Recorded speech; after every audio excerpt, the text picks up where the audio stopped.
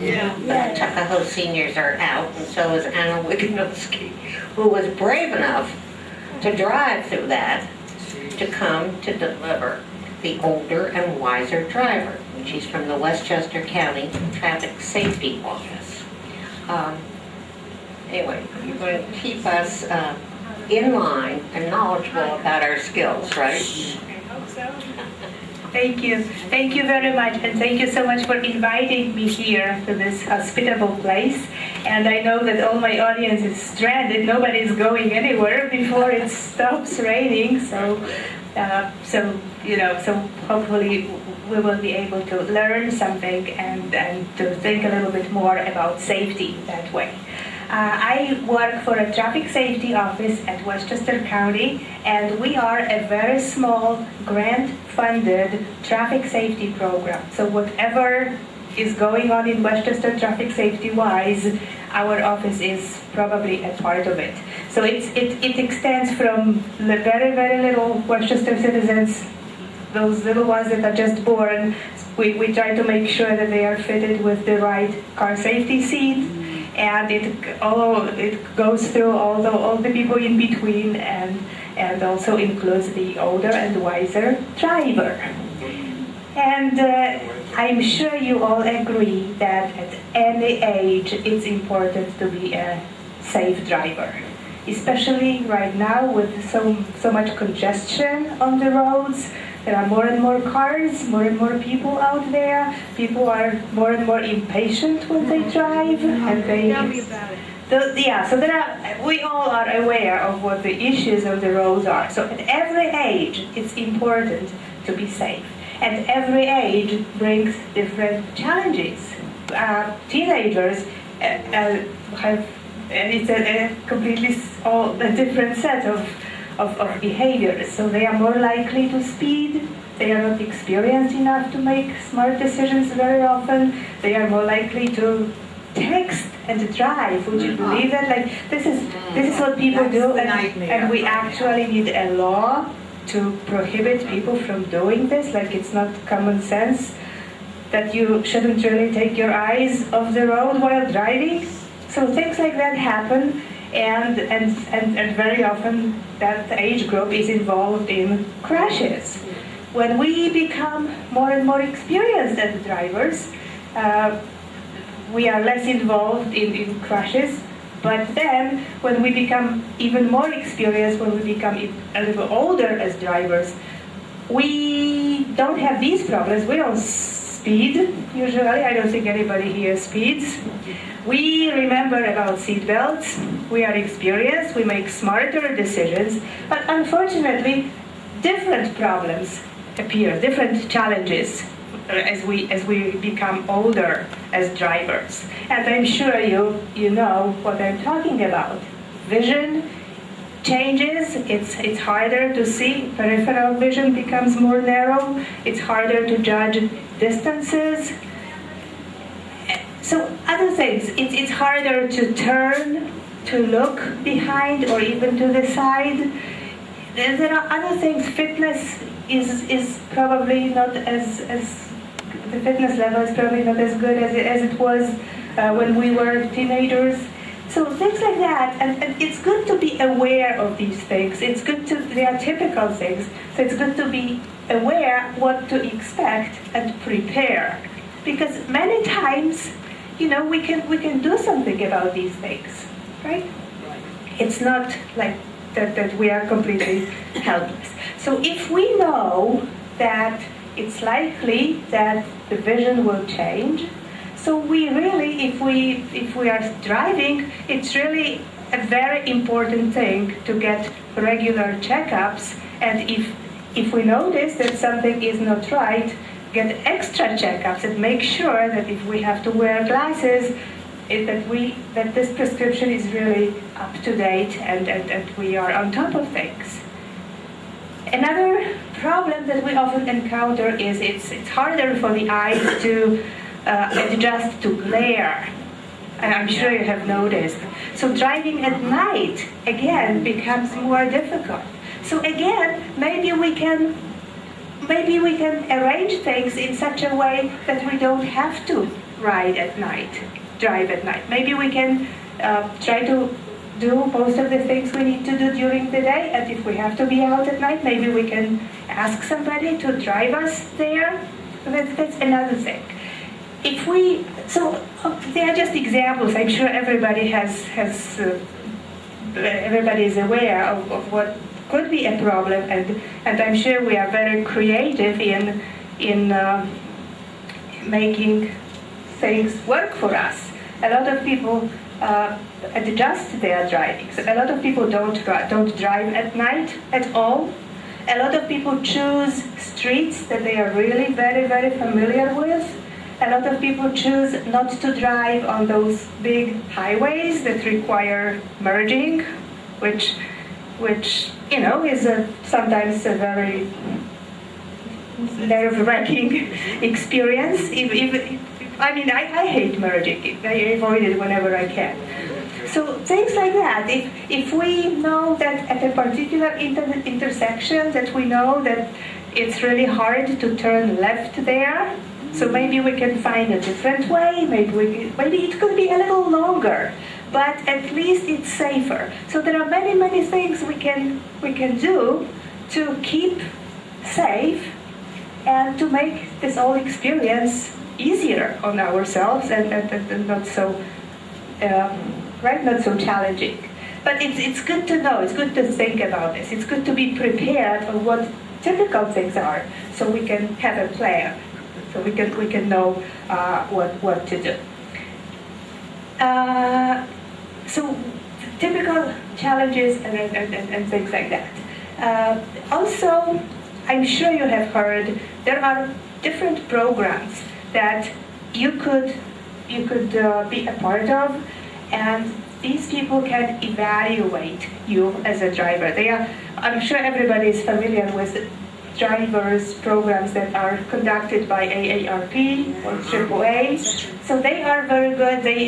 People who go there always say that you can learn. Each program is different. So if you go like every few years, you can always take little tidbits. There is always something that you can remember. There's always something that you can take out of this program. I remember somebody recently told me, it's a simple thing, but let's say you go shopping and you put your groceries in the bag, and she said, the instructor said, simple thing like, don't put anything that has, let's say, cans right behind the driver's seat, because when you brake suddenly, when something happens, those little cans can just roll out, and if it happens to get under your foot, which would be a freak thing to happen, but entirely possible. So, if it happens at the wrong moment, it could actually prevent you from from braking, and this stupid thing could be. So little things like that. So when you go, you always learn something, little tip, little something, and plus when you go there and listen, it just. I always believe that when you are exposed to those safety things, something stays in the back of your head and maybe changes the way you make decisions, maybe changes the way you think. So little things, you go there and something stays with you and ultimately makes you a safer driver. So in addition to those driver education programs, there are also driver rehabilitation programs. And those are a little more expensive and usually right now, unfortunately, not covered by insurance. So it would be like $200-300, which is quite an expense. But then, if you decide to do that, or if you maybe somebody gives it to you as a birthday present or something, you get individual attention. So usually an occupational therapist can look at your history, what kind of maybe health issues you might have, what kind of medication maybe you are taking. They can observe you when you drive. They can suggest things, maybe little things that you can change. And occupational therapists have access to all kinds of wonderful devices, wonderful little things that can help For some people, let's say, it's hard to reach to get the seat belt. So you really have to reach behind and grab that strap and just put it all over. When people have arthritis, it might be a hard thing to do. So a simple solution, which I would never think of, is to attach a little extension, a little something to that part. So instead of reaching that far to reach the belt, you just reach a little bit to grab the extension, and that brings the seat belt. Little simple thing, but could make somebody's life very much easier. Especially that we do deal with the seatbelt every single time when we ride. Another thing would be a little cushion, like a revolving cushion that you put on your seat, and it makes it so much easier to get in and out of the car. Again, simple thing, but for people whose mobility is not what it used to be, it might be just an easier way to get in and out of the car. And I have some more, if you are interested, there are some extra mirrors that you can attach to your regular mirror that helps you see the blind spot better. Again, you have to experiment. That doesn't work the same for everybody. But if you later on would like to get a copy of this, thank you. So there are some examples. Some of the things that some of you might find useful. There is no right thing for everybody, but just an inspiration, just little things that can make driving a little easier. Another program that we have in Westchester County is called CarFit. I wonder if anybody has heard about it. No. The name is CarFit, and it's you just have to be on the lookout for it. Or if you are really interested, I can give you a phone number of a person who does it. And also, pretty soon it will be done out of Greenberg Police, because one of the people there just got training, so he will be involved in this. And CarFit is only about the fit between a car and the driver. So very often we drive the same car for years, and it just never occurs to us to adjust anything, while our bodies change over those years. Or people, inherit a car. Like, so let's say one member of the family starts driving after another member of the family stops driving, and we just kind of adjust the mirror and then leave everything else alone. Some people don't even know that the steering wheel can be adjusted, that headrests have to be adjusted, little things like that. And CarFit just focuses on that. You make an appointment, you drive up there in your car, and an occupational therapist checks all these things. Checks how far you are from the airbag, checks how high you are over the wheel. Very often people have the seat so low that they basically kind of, it's hard. And they just don't think that these things could be adjusted. The steering wheel can go down, or the seat belt can go up. We just, we do that day after day, and we just don't think that there is a better way.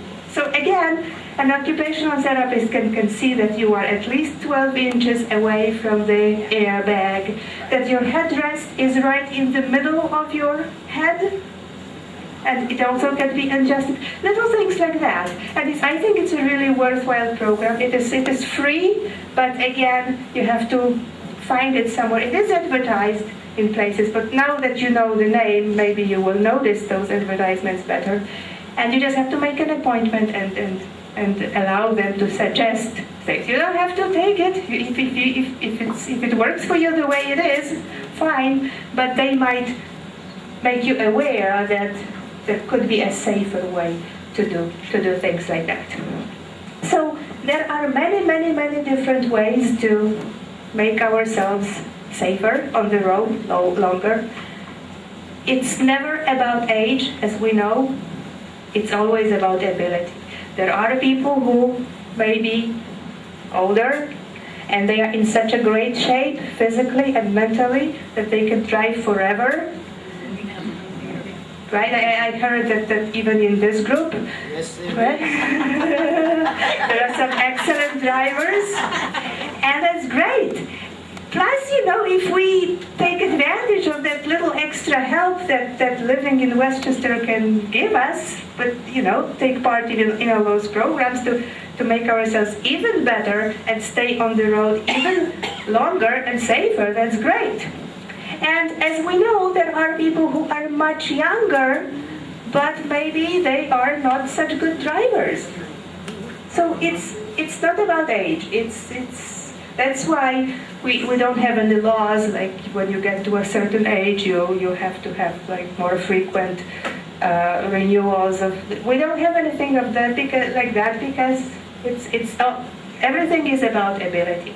So some things we can do about this ability, we can make things better for ourselves.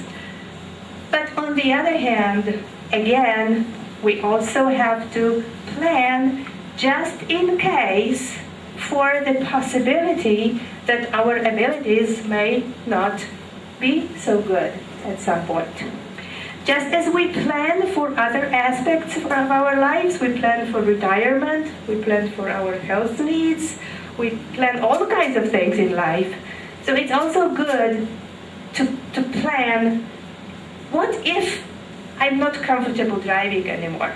And it's much easier to learn to do things like taking the bus and learning about the bus and routes while we are in better shape and it's much less frustrating than when it happens, when there is no other option and the bus is the only option, and then we are stressed, we are frustrated, and we are not really willing to. So it's a good thing to know what is out there. And I know that a lot of centers have transportation for doctor's appointments, and this is a great thing.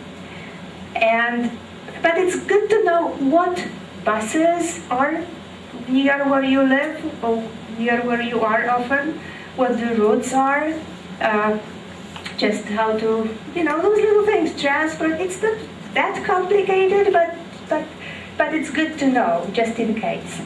It's good to know if your family, friends, and neighbors, if they are open to the possibility of maybe taking you somewhere in the future if you need that.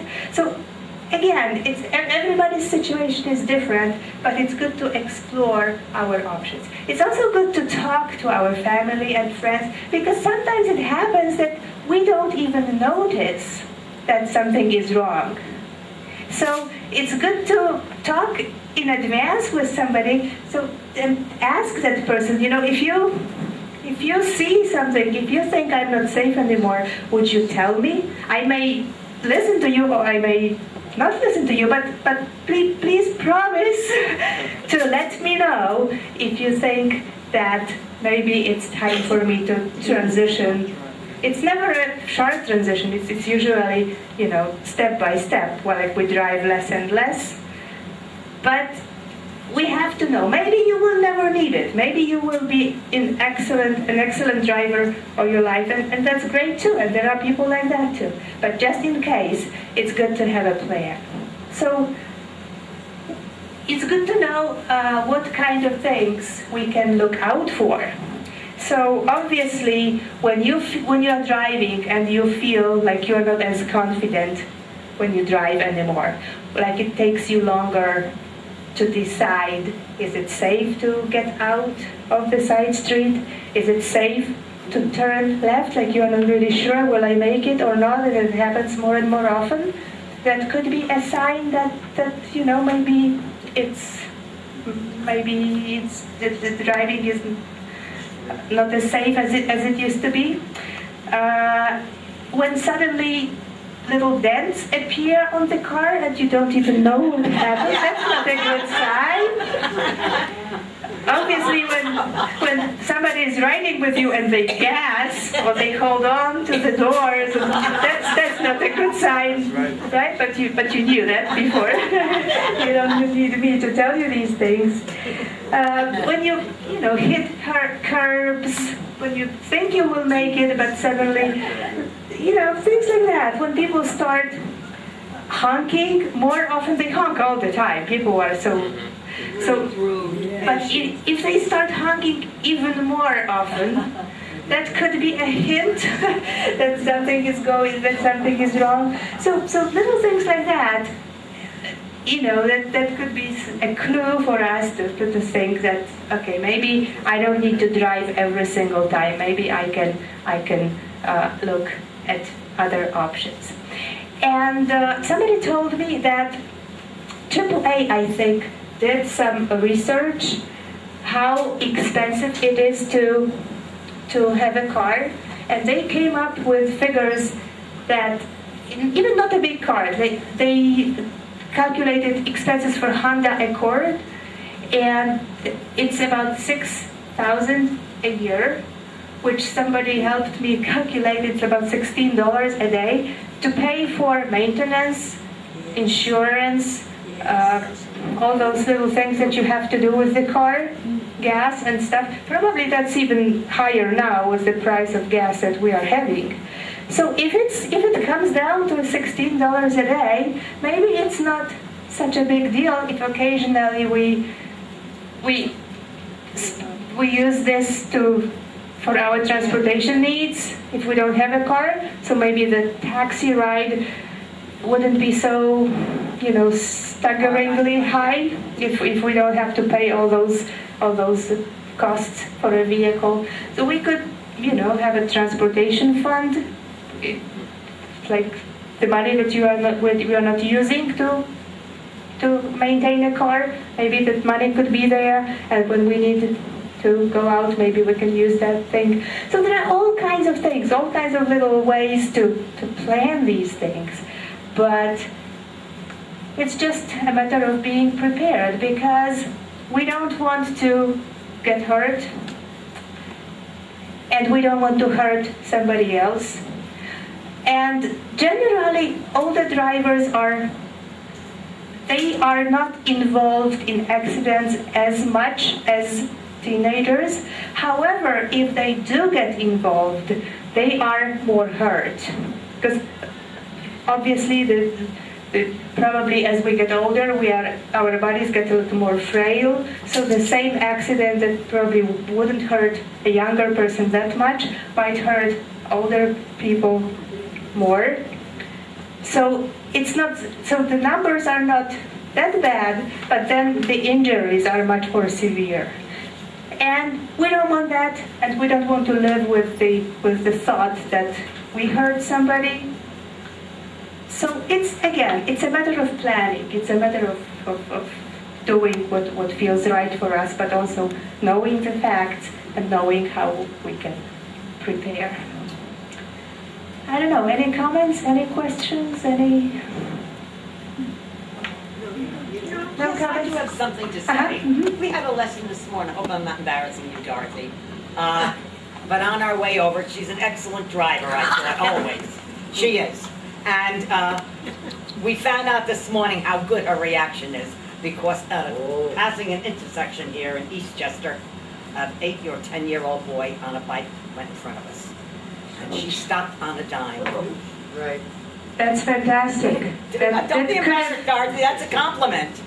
That could have ended very badly. Unfortunately, we were almost shook up, and it was a terrible way to have to learn. I know. That she was so sharp, but That's fantastic. she learned, yeah. So we can give yourself a pat on the back that really your reaction time is so great. It was close, let me tell you, it was close. And exactly, yeah, that's what it is. We can't predict with kids. Kids usually get hit just because they suddenly appear on the road.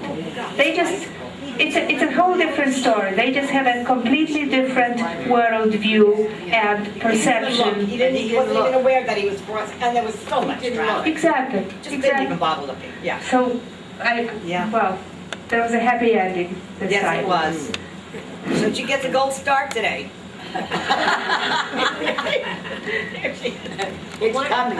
One of the benefits, I think, of our exercise program that we have mornings is absolutely. that Evie works very hard on an exercise turning our heads so we can look easily. Balance everything, yes. Absolutely, absolutely. And it helps so much because fitness is such a big part of it. Oh, absolutely. So whatever we do for fitness, exercise, but even outside of the center, when you walk, walking is such a great exercise. Somebody just told me, and again, an elderly person, that she walks about 3-4 miles a day, every single day. She's good. She's really very good about it. And she looks, and she had a checkup, and somebody told her she has the heart of an athlete. She was so proud. She's just by walking, she walks as fast as she can. She doesn't do anything else really. Maybe just all you need to. That's what she told me. You don't have to run. You don't have to run, right? Just Walking walk. is consistently. Yes. Every single day. right for about 30 minutes. That's Yeah. I do have a complaint though. Okay. You mentioned about the young kids with the texting. Here in Westchester, that's my gripe. I thought that New York State passed a law about 6 months ago They did? about it. Well, why are they? Nobody's getting caught. I saw a police car go right by me and didn't even bother when one went through a full stop. I would say at least 5 times a week I have an experience here in Westchester, locally, where they go through red lights and they're not kids. They're 50 and older. And they're texting. I had an accident last July. Somebody shot out of a side road on a parking area, shopping area, and he was texting. I found out afterwards. wow. It's horrible. I agree with I you can't believe it. 100%. It's a horrible We thing need to more do. police. We absolutely need more enforcement on this. Absolutely. Now that they have raised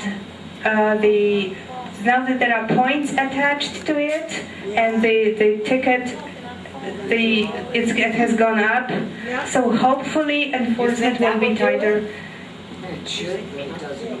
I don't know, but I'm kind of afraid that people who do that in the first place, who even think that this is an acceptable thing to do, so they are the kind of people who probably wouldn't worry about points and.